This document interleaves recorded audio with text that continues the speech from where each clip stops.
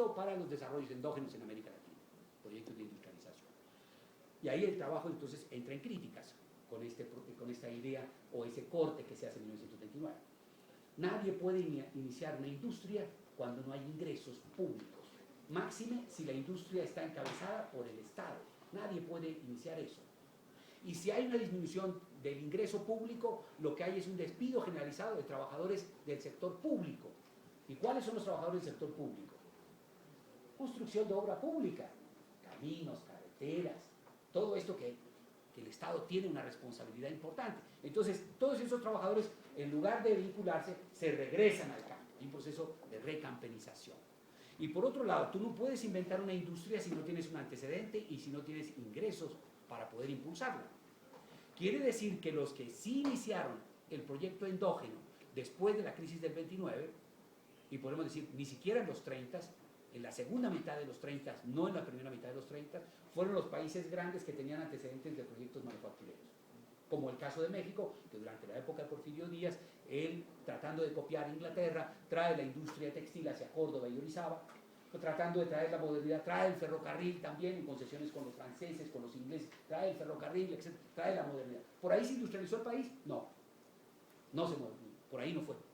Pero por lo pronto sí existió entonces ya un antecedente manufacturero importante, podemos decir la aparición de la relación salarial a finales de 1870 para adelante, en el caso de Argentina, en el caso de Uruguay, en el caso de México, en el caso un poco de Colombia, etc. Ya las primeras industrias textiles, industrias productoras de consumo, aceites, jabones, calzado, o sea, las primeras industrias en algunos núcleos urbanos para satisfacer demandas locales, porque no todos consumían casimires ingleses, no todos consumían zapatos traídos de Italia, o sea, había que surtir una demanda interna.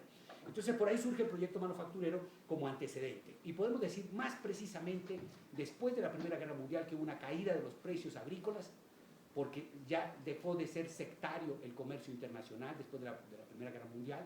Entra África, entra Asia al comercio internacional y caen entonces los precios del café, cae el precio del algodón, cae el precio de los cereales, etc., a nivel internacional. Esto obligó entonces a que Argentina, obligó a que Brasil, a que un poco México también empezaran a producir lo que antes compraban del exterior, especialmente bienes de consumo.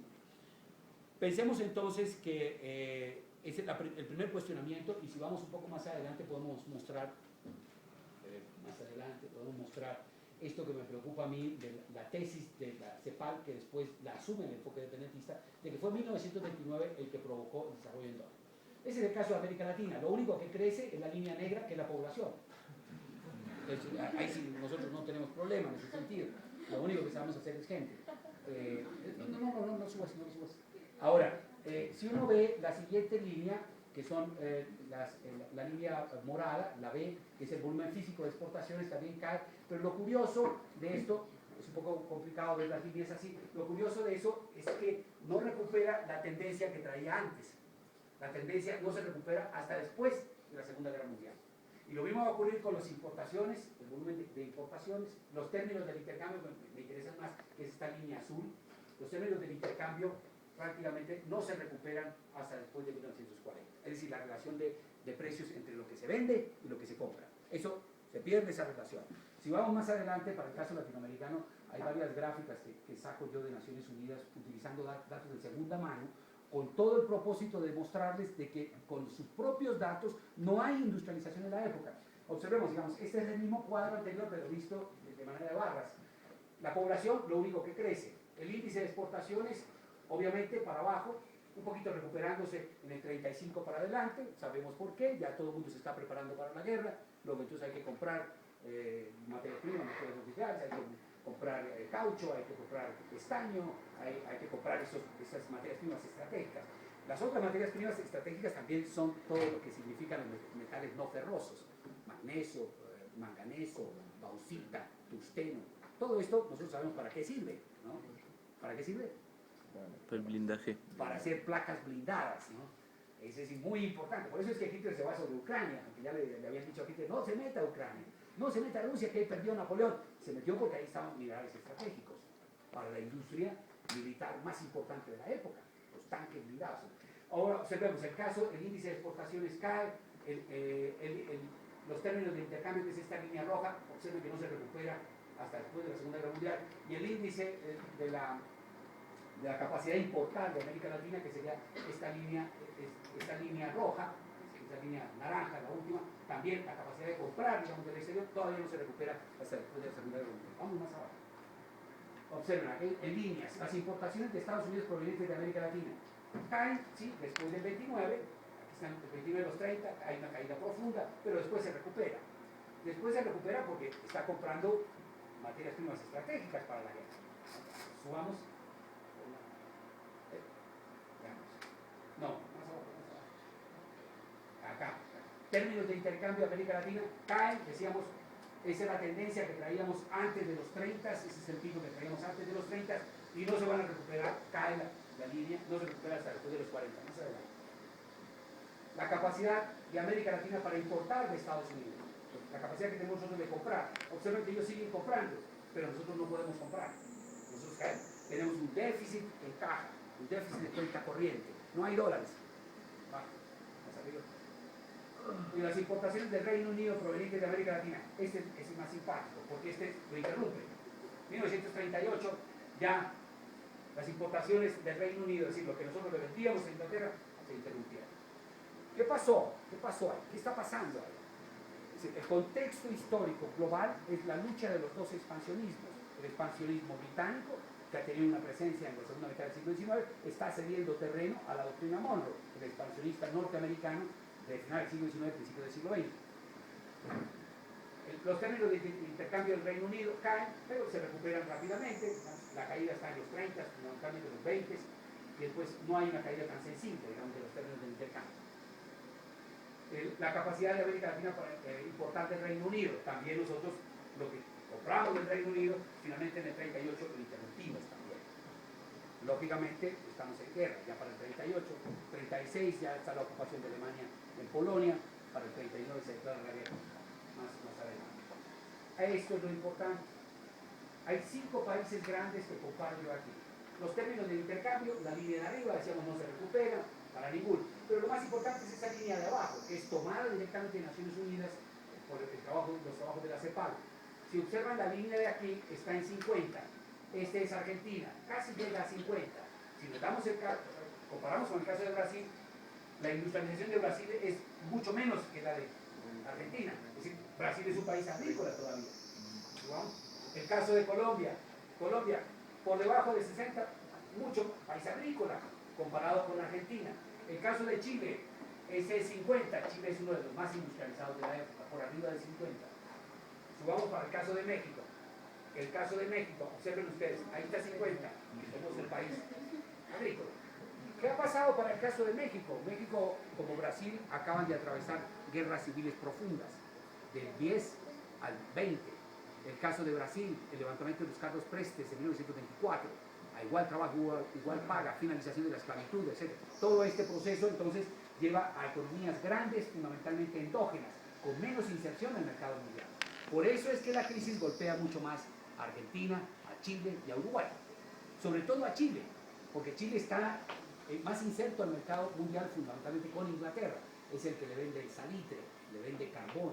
Acuérdense que eso fue lo que trabó la guerra de 1879, la guerra entre Chile, Perú y Bolivia. Y eso fue lo que finalmente le quitó la salida al mar a Bolivia. Lo dejó un país mediterráneo, lo dejó un país cerrado, que hasta el presidente Evo Morales sigue levantando la bandera de que a ver cuándo le dan su salida al mar. Por lo menos él tiene esa dignidad, igual que María Cristina Fernández de Kirchner, que defiende las Malvinas, etcétera, que las Malvinas son nosotros el 65% del territorio mexicano que nos quitaron, decimos, es basurero, se lo llevaron, se lo regalamos a los norteamericanos, no hay problema. Si quieren les regalamos más, vénganse hasta. Sigamos un poquito más adelante para ver un poco lo que pasa en América Latina. Bueno, dejemos aquí un poquito los gráficos y vayamos a dos historias particulares, el caso México y el caso Brasil. Decíamos, el caso México y el caso Brasil son menos golpeados por la crisis, porque son economías más agrarias, dependen menos del sector externo, pero que también van a tener la posibilidad de copiar la heterodoxia del norte. En 1934 gana las elecciones Cárdenas y Cárdenas inicia un proyecto corporativo. Cárdenas genera el Partido Nacional Revolucionario, un solo partido, el abuelo del PRI, y genera también la Central Nacional Campesina, una sola Central Nacional, con eso le corta la punta revolucionaria al movimiento campesino, finalmente matan a Villa y a Zapata, pero generan una sola Central Nacional Campesina que une todas las ligas campesinas. Le corta la punta revolucionaria al movimiento obrero, saca a Lombardo Toledano entre Morones, después de Morones Fidel Velázquez. Ya tenemos la CTM, clase obrera, trabajando para el Estado. Tenemos la CNC, trabajando para el Estado. Se inventa el ejido para un arma de contención social con el movimiento campesino. Ya no son propietarios, pero tienen tierra. El Estado les dio, luego no se le puede mover la mano que te da de comer. O sea, ahí quedó ya, digamos, el movimiento campesino. Los tres elementos. ¿De dónde está copiando? Del norte. ¿Por qué lo puede hacer? Porque la heterodoxia es la mainstream de la política económica, porque la heterodoxia es lo que se impuso en el ámbito internacional para salir de la crisis, por el lado de la derecha, por el lado de la izquierda, por un lado intermedio, y por eso nosotros entonces iniciamos esto. Este proyecto que finalmente se va a llamar sustitución de importaciones. La sustitución de importaciones que nos lleva entonces a producir lo que antes consumíamos del exterior, con mayor incidencia, digamos, podríamos decir, la producción de bienes de consumo. Primera ICI. Primera ICI es evidentemente nacionalista. Y nacionalista porque entonces nacionaliza recursos básicos. 1938 nacionalizamos el petróleo. 1946 nacionalizan los ferrocarriles de Argentina. 1937 nacionalizan los ferrocarriles de Tulio Vargas en Brasil. O sea, se puede hacer todo esto. ¿Por qué se puede hacer todo esto? Porque el mundo está comprometido en la guerra. Y porque nosotros le estamos haciendo el favor aquí a los norteamericanos, o sea, les sacamos las influencias europeas y les abrimos las puertas a la inversión extranjera norteamericana. Ahora son los norteamericanos los que tienen las concesiones en los ferrocarriles. Ahora vamos a consumir la industria automovilística. Ahora consumimos la industria cinematográfica. Acuérdense que toda la revolución fue filmada por los estudios Hollywood. En la toma de Zacatecas hubo que vestir otra vez a los revolucionarios, que ya estaban todos borrachos después de la toma de Zacatecas. Vengan, llegó Hollywood. Y hay que tomarse otra vez. O sea, todo fue filmado por ellos. Entonces, en esta época, decíamos, vamos a tener esta idea que en los países desarrollados se llamó Estado benefactor, para nosotros se llamó populismo. Populismo que la expresión ideológica más clara es el nacionalismo, pero que fundamentalmente es un arma de contención social, porque no va a acelerar las contradicciones. Va a permitir la unión, digamos, de la clase obrera con la burguesía. Representantes de la burguesía avalados con la clase obrera para el desarrollo del capitalismo nacional, para el desarrollo de la industrialización. Por eso entonces, ahora ya no es la clase obrera contra la burguesía, somos mexicanos. Y somos mexicanos, nos vamos a industrializar y vamos a construir un México fuerte, etc. Esa es la idea de la